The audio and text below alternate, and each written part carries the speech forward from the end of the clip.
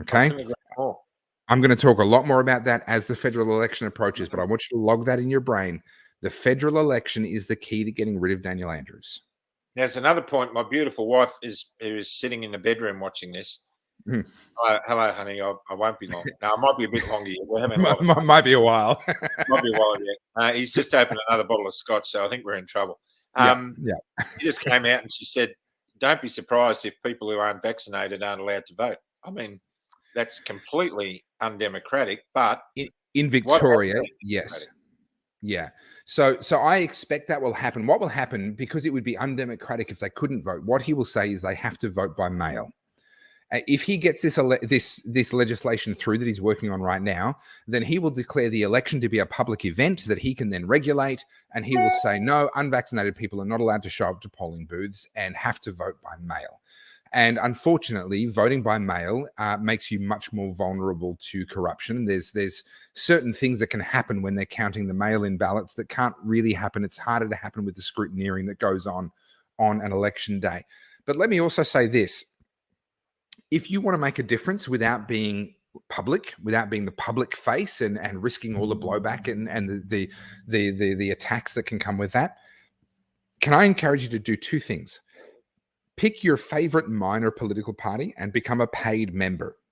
I'm not going to tell you who that should be, but become a paid member of your favorite political party. And even if you don't do that, become a scrutineer. Get in touch with the Australian Electoral Commission or the Victorian Electoral Commission or whatever it may be for your particular state and become a scrutineer, so that you can be standing there as votes are being counted and you can actually hold accountable anyone that tries to do anything dodgy with votes. That is a way that you can help without having to be Graham Hood, without having to be Topher Field. You can help by becoming a paid member of political parties, if that's what you want to do, standing on polling booths, handing out how to vote cards. It seems silly, but research shows that the vote will change by around about 1.5% to 2% because they had someone on the booth handing out how to vote cards. That is massive. That's bigger than an advertising budget. You standing on a polling booth are worth tens or hundreds of thousands of dollars in advertising.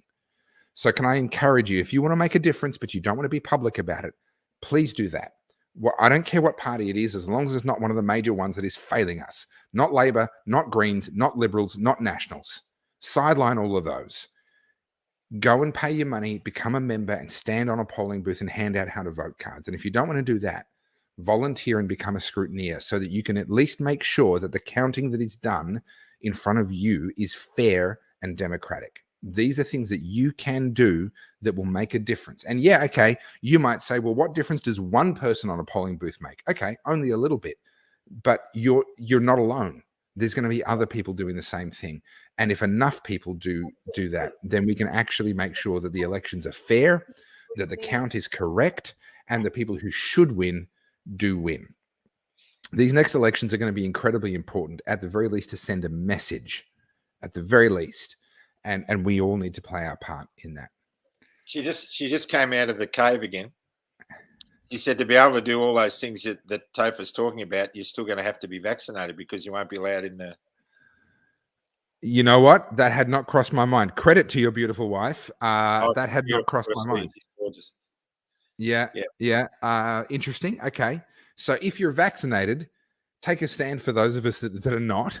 And I saw a question earlier about whether I'm vaccinated or not in all the comments. No, I'm not vaccinated. I don't volunteer for medical experiments of any kind.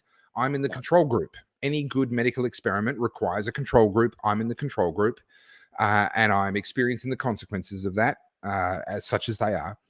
But okay, that's a good point. That had genuinely not crossed my mind. So thank you for that. Thanks, Chella. Yeah, if you're vaccinated, especially if you're vaccinated, if you've been bullied into being vaccinated, and I agree with what Graham said earlier, there is no judgment. Okay, you need to do what you need to do in order to make your life work. Okay, I was on an Instagram chat with Carly earlier this week. I chat with her weekly. If you're not on Instagram, Topher Field on Instagram. And we were talking about the fact that she's actually been bullied into having to be vaccinated. This is not a choice that she made for herself. She was bullied into it. And she had this incredible, she's a photographer. Photography is a very competitive world. And she was invited by some big brands to do photography for them that is a career making opportunity. But she had to be vaccinated. And she was left with this awful choice. She has worked her ass off for years for an opportunity like this. And there is no guarantee that another one will come along.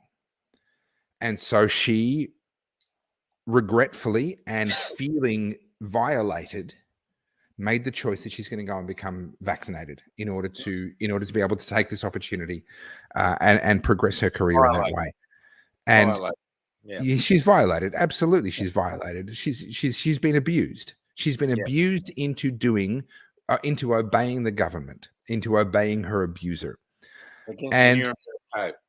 Yeah. And we talked about it and on that Instagram live, and we talked about it and talking about the fact that if you met someone and they had been a victim of abuse and they'd been handcuffed to a bed in someone's basement, and they ended up allowing and agreeing to allow their abuser to do horrible, awful, unthinkable things to them in return for a meal, in return for better conditions, in return for not being handcuffed, would you judge that person or would you judge their abuser?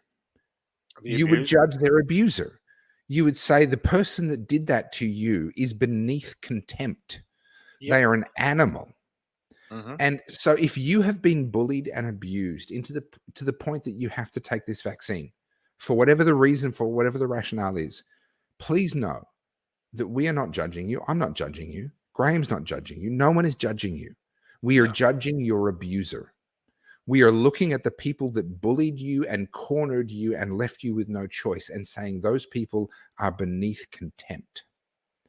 But if you want to get some revenge, now that you are vaccinated, maybe think about signing up as a scrutineer and making sure that the election is fair and free and people's votes count. Maybe think about, standing on a polling booth. That's a great point that probably unvaccinated people probably won't be able to do it. But if you're one of the people that is being bullied into this, you can get your revenge by doing something that I can't do. And that is scrutineering, standing on a polling booth, making that little difference. And if enough people do that, then we can send a message through the federal election that is going to have Labor MPs here in Victoria shaking in their boots.